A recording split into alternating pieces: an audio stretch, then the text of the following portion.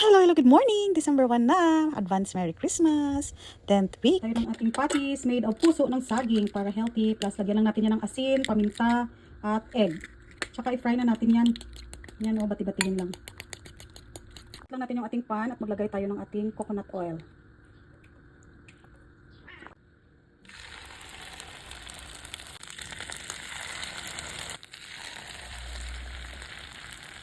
Wow, so pretty. Ang lasa parang karne, ang amoy, super bango.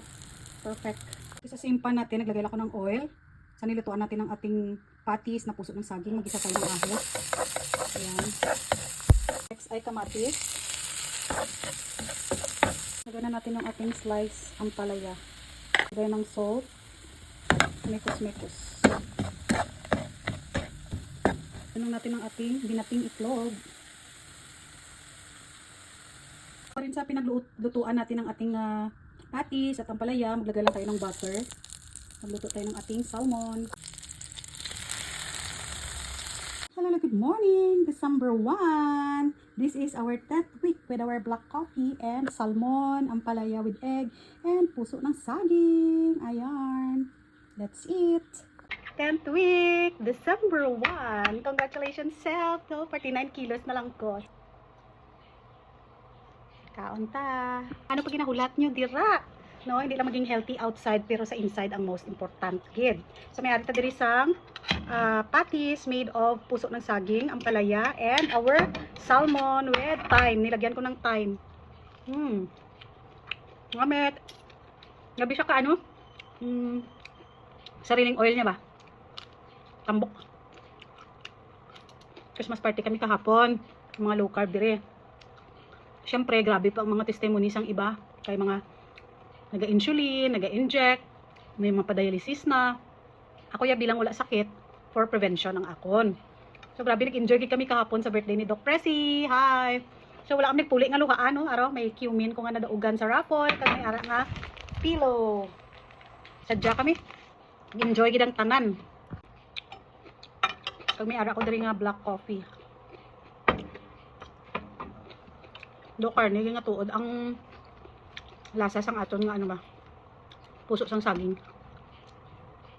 Sa mga nakatry na luto sinibalan nyo na ng lasa, no?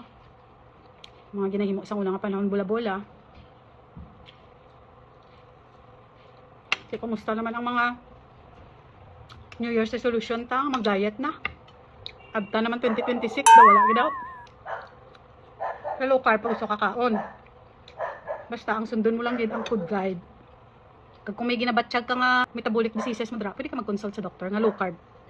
Para at least ma-address na kung ano ang bagay nga mga pagkaon sa imo.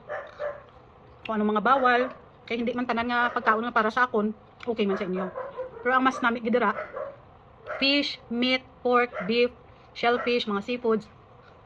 Kag wala na sang damo nga gina-add-add. Salt and pepper, salt na na. Dasig lang ganit daw ang balidok ang pag ano ko. Lose weight, pero hindi dari ang main purpose na mag-lose weight. Kundi ma-prevent na ton kung ano man ang mag-abot pa ng mga sakit sa ton. Prevention is better than cure. Siyempre, bonus na lang napayat ka. Last October 10, to naglinog, ara ko sa ospital. Ang kilo ko last time is 62. So kapon, wag ako naglakad sa Christmas party sa The Farm. Ang timbang ko, 49 na siya. Wala consider na natin nga daw hilo ang carbs. Kaya mo na silang nag-cause ng mga sakit. Dati ka ng balantang ang taba, makapa-high blood. True, makapa-high blood siya. Kung may partner siya nga rice, kung gainom ka pa mga soft drinks, kag mga carbohydrates pa lang ang mga pagkaon daw bomba ka lang da nga. Galakat anytime magsabog ba.